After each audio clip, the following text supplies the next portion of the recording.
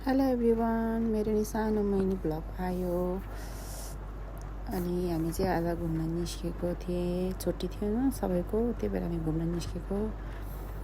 हामी चाहिँ क्रिक हार्बर भन्ने ठाउँमा जान लागेको। अनि लाइन बस्दा बस्दा यस्तो गर्मी थियो बाहिर। अनि लाइनमा बस्यौँ, बल्ल बल्ल पाला आएर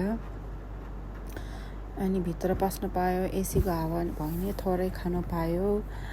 अनि त्यहाँदेखि लाइन बस्दा बस्दा कति धेरै मान्छे थियो। पब्लिक होलिडे थियो हामी जान गएको दिनमा चाहिँ, त्यही भएर एकदमै भिड थियो। अनि हेर्नु न, भिडियो लिन खोजेको, भिडियो नै लिनु दिएन। अनि हामी चाहिँ बोटभित्र चढिसक्यौँ। अनि बोटभित्र चढिसकेर चाहिँ हामी चाहिँ अब जाँदै हो क्रिक हार्बर।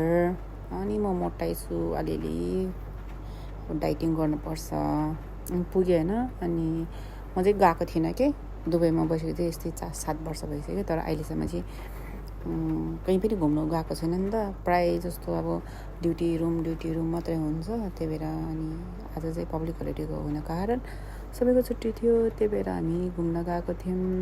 अनि घुम्यो, तर लास्ट गर्मी दुबईमा आजभोलि धेरै गर्मी बढेछ होइन। मलाई चाहिँ गर्मी भन्दा नि जाडो महिना नै ठिक लाग्छ।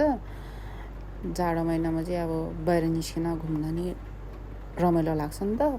किनकि गर्मी महिनामा बाहिर निस्क्यो भने काम त हुँदैन, तर बाफ आउने। अनि त्यही भएर मलाई मन पर्दैन प्रायः घुम्नलाई। अनि घुम्न गयौँ, अनि रमाइलो लाग्यो। ठिक जे होस्, गर्मी भयो नि धेरै पछि साथीहरूसँगै घुम्न निस्केर मजा लाग्यो। अनि आउटफिट चेक गऱ्यौँ, अनि त्यसपछि फोटोहरू नि लियो, घुम्यो। घुम्दा कति छिटो रात पऱ्यो थाहा नै पाएन कि हामीलाई चाहिँ। अनि फेरि फर्क्यौँ। अब भोलि फेरि मर्निङ सिफ्ट छ नि त मेरो, त्यही भएर अब फर्क्यौँ भनेर हामी चाहिँ फर्केँ। अनि लाइन बस्दा बस्दा लाइन पनि धेरै रहेछ। त्यही भएर हामी चाहिँ दुबईमा अब ट्राफिक हुन्छ नि त। त्यही भएर ट्याक्सीमा उता बिजनेस बेसमा गयौँ। अनि त्यहाँदेखि ट्याक्सीबाट चाहिँ हामी मेट्रो चढेर घर पुग्यो। तर म हिल लाएर गएको थियो, खुट्टा यस्तो दुखिरहेको थियो। अनि घर आएर खानासाना बनाएर